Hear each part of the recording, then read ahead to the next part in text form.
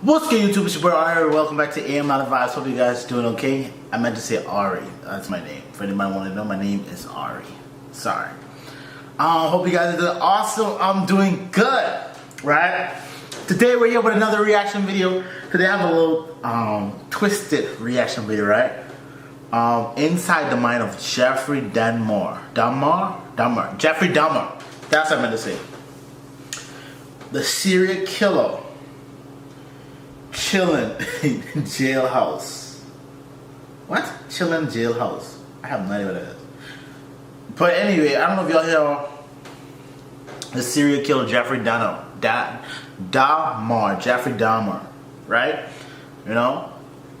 It was a bunch of serial killing murder. I think he's... No, that's Lacey Peterson. It's an old story before I was even born. Yeah. Right? So with that, I don't know too much in it. Let me say that I don't know too much about it, as you can see. But I heard the name before. But now we're gonna learn together exactly who he is and what he did. Obviously, a serial killer, right? And yeah, if you guys are new to the channel, smash the like button, subscribe, comment, all that good stuff down below. Anything you want me to react to, just drop in the comment section. I'll get onto it. But you know what's the crazy part about it is?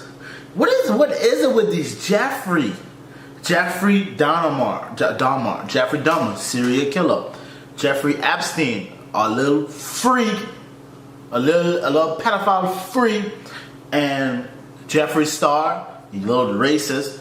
And if anybody is a supporter of Jeffrey watching this, I say what I mean. I say your boy is a freaking racist. Google what he say. That's all I just say. He called him. I haven't comment on it. But anyway, let's get into the video. Myself to it.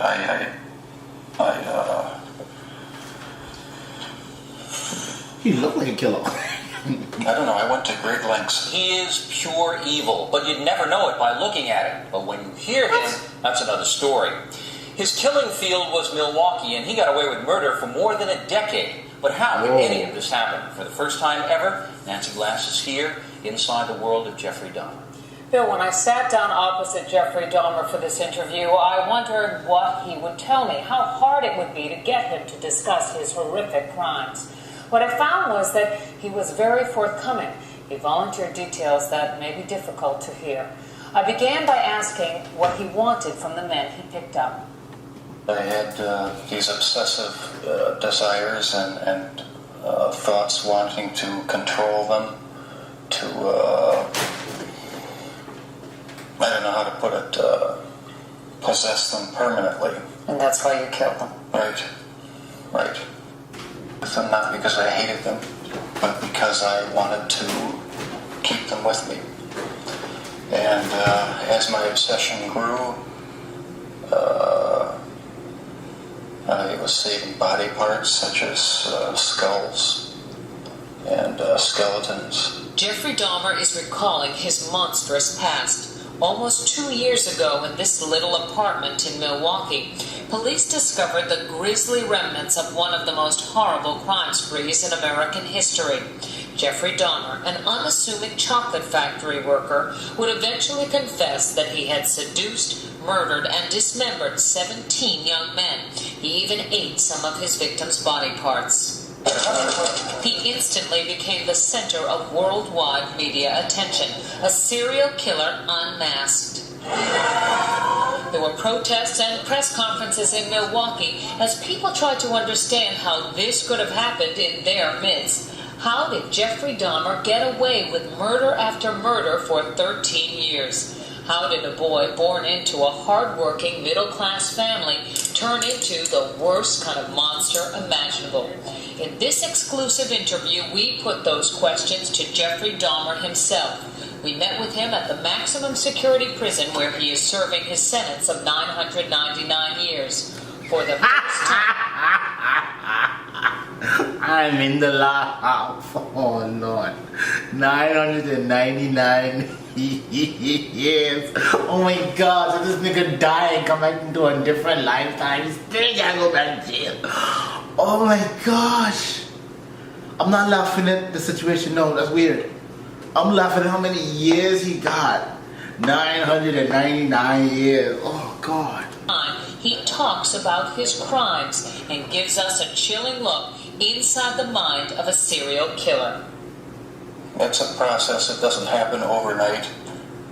When you depersonalize another person and view them as just an object for pleasure instead of a living, breathing human being, it seems to make it easier to do things you shouldn't do.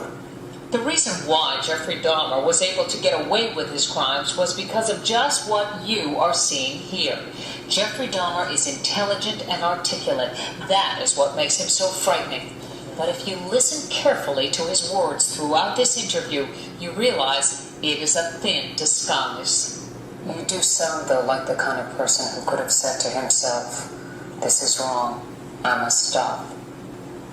I always knew that it was wrong, but after the first killing was not planned. I was coming back from the shopping mall back in '78. I had fantasies about picking up a hitchhiker and taking him back to the house and having complete control and dominance over him. The hitchhiker's name was Stephen Hicks. He was just 18. Jeffrey Dahmer took him to his parents' house. There he strangled him with a barbell. He dismembered the body and hid it in a drain pipe. It was Jeffrey Dahmer who gave those details to the police in his confession. No one had a clue as to what was happening for over a decade. During that time, Jeffrey Dahmer joined the army and was sent to Germany. He was eventually discharged for a drinking problem and returned to Ohio. 9 years after Stephen Hicks' murder, the killing began again. What happened to you in the 9 years in between that you were able to stop? That you were able to control yourself? It just wasn't an opportunity to fully express what I wanted to do. There was just not the physical opportunity to do it then. And I started, when I moved to Milwaukee in '81, I started reading pornography, going to the bookstores. You remember back then you used to read porn and try to watch it? Eventually that led to frequenting the gay bars. And then one time I brought this young man back to the hotel room, the Ambassador Hotel. Was just planning on drugging him and spending the night with him. Rape him. I had no intention of hurting him. When I woke up in the morning, he had a broken rib here, was heavily bruised. Apparently I had beaten him to death with my fists. And you have no memory? I have no memory of it. But that's what started the whole spree all over again. Dahmer says he snuck the corpse of his victim, Stephen Toomey, out of his hotel room in a suitcase. Then he took it to his grandmother's house, where he cut up the body and put it in plastic garbage bags. When you killed these men, afterwards, were you repulsed? Were you upset? No, at the time, it was almost addictive. It was almost a surge of energy. I wouldn't have to worry about any of their needs or anything. I just had complete control of the situation. But Jeffrey Dahmer was out of control. The urge to kill had overpowered him. As police later learned, he wasn't satisfied with his victim's death. He wanted more. Why did you photograph them? It was my way of remembering their appearance, their physical beauty. I also wanted to keep something. If I couldn't keep them there with me whole, at least I felt that I could keep their skeletons. And I even went so far as planning on setting up an altar with the 10 different skulls and skeletons. And what was the purpose of the altar going to be? As a sort of memorial a point where I could, I don't know, it's so bizarre and strange, it's hard to describe. A place where I could Really? my thoughts and feed my obsession. When the bodies were still in your apartment, there was no time when you would see them and say, "This is grotesque. What have I done?" There were times, but the compulsive obsession with doing what I was doing overpowered any feelings of revulsion. This man, with a quiet, almost shy demeanor, became a master manipulator who was able to lure strangers he met at gay bars to his apartment. He was even able to con the police into returning a 14-year-old boy to him after neighbors called 911 upset that the child was in the street naked and bleeding. Dahmer convinced the police that he and the boy were simply having a lover's quarrel. It's an intoxicated boyfriend of another boyfriend. How old was the child? It wasn't a child, it was an adult. After the police left, Jeffrey Dahmer murdered that boy, Conrad Synthophone. This man says he had a near-fatal encounter with Jeffrey Dahmer. You want to take some picture of my back? He hit me with a rubber hammer on my neck. He was lucky to escape because by then the killing had become almost routine. Before you went out to pick up a man, was there any kind of ritual you went through? I'd go to the nightclubs, drink, watch the striptease shows, and if I didn't meet anyone at the bars, Strippers. I'd go to the bath clubs. You know what? He don't even deserve the right to say strippers. He shouldn't even utter the word strippers. Call them striptease. Strippers is for decent people. And meet someone there, offer them money, and we'd go back to the apartment, have a few drinks. I'd have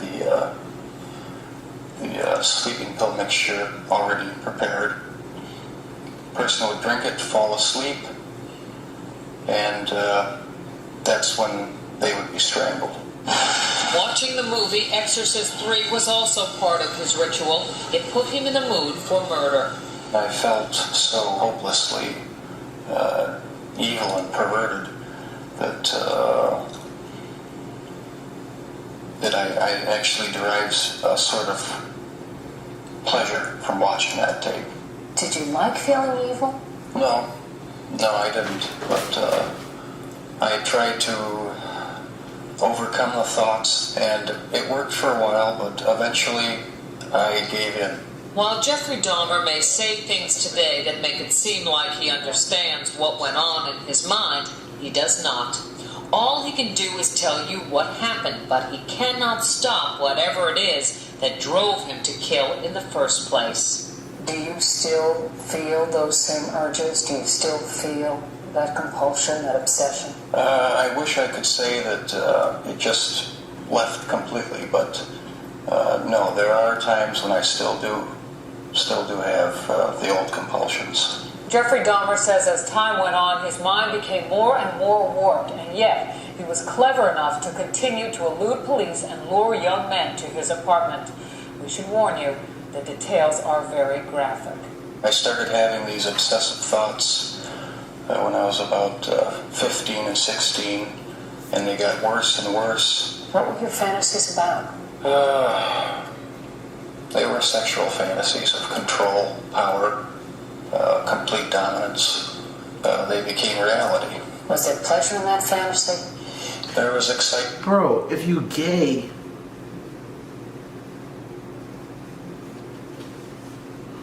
how is being gay?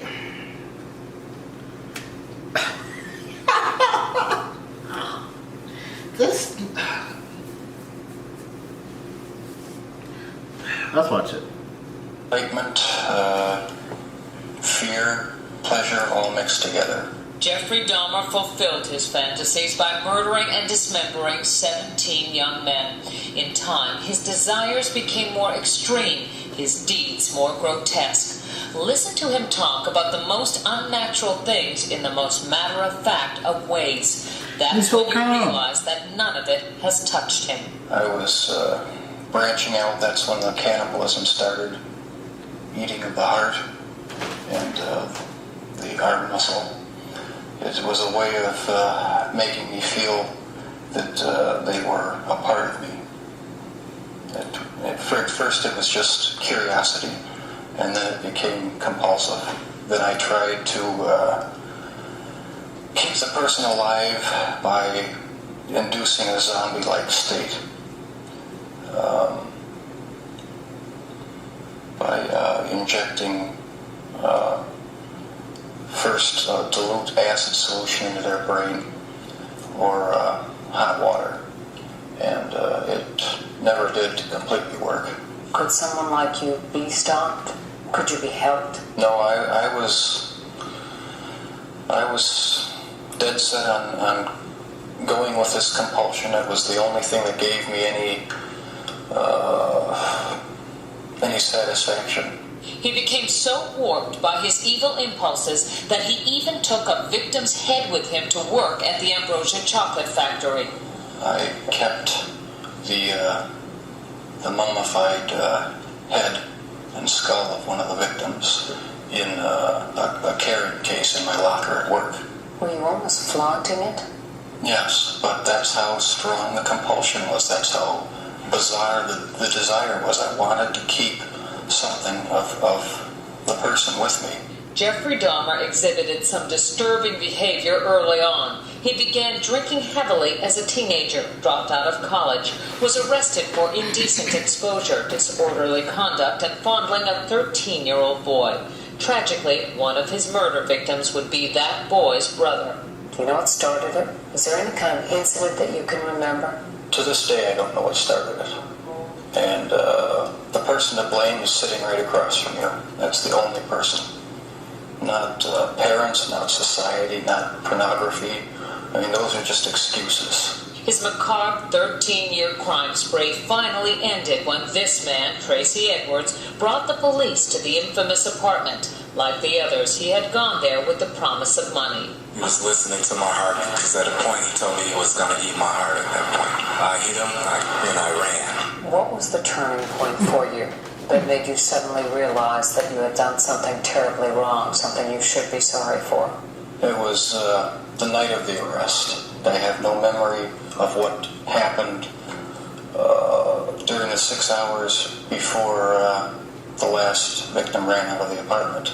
I heard a knock on the door, and the police were there. They knocked? With the last victim. Why they do like how they do Breonna Taylor? Kick the damn door in.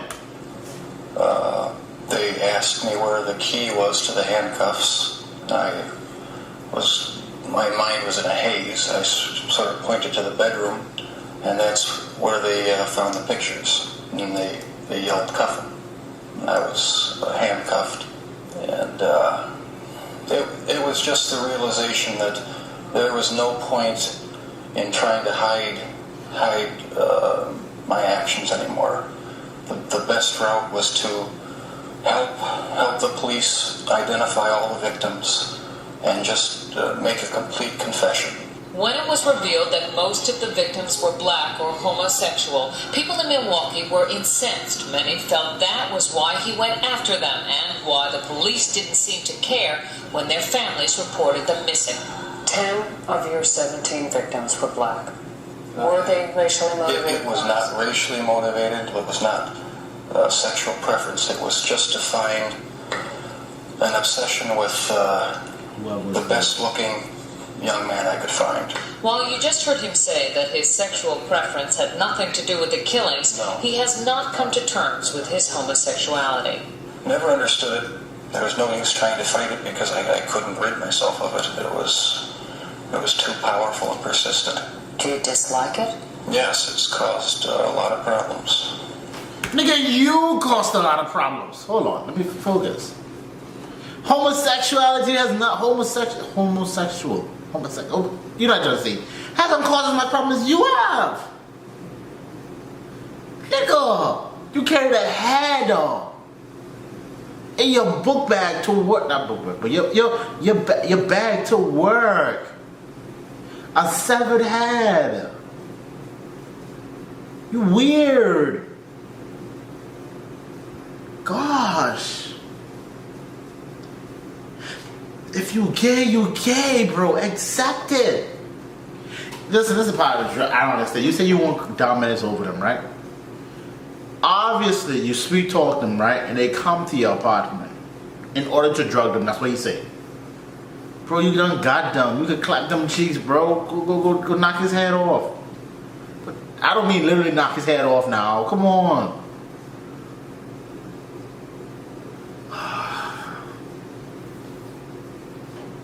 It's so sad and scary that there are people like him still to this day out in this world.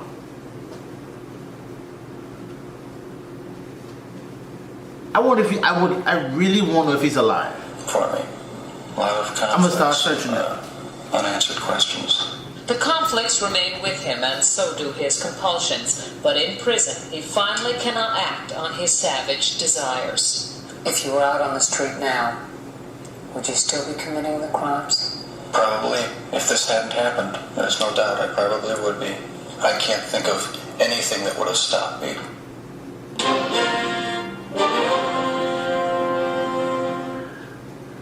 I think y'all watching what I watching.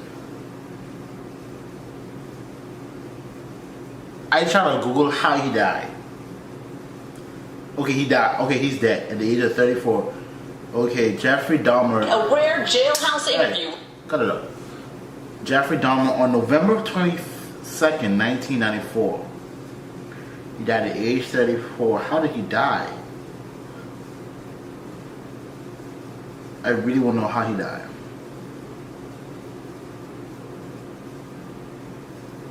Ah!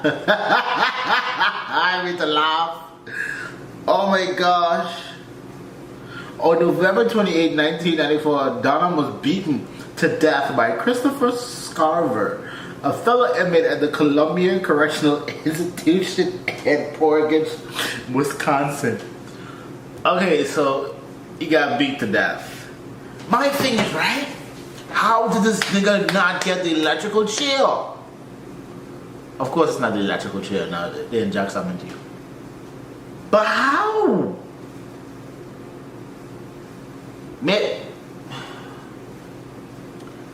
Because maybe he came forward. How did this dude not get the electrical chair?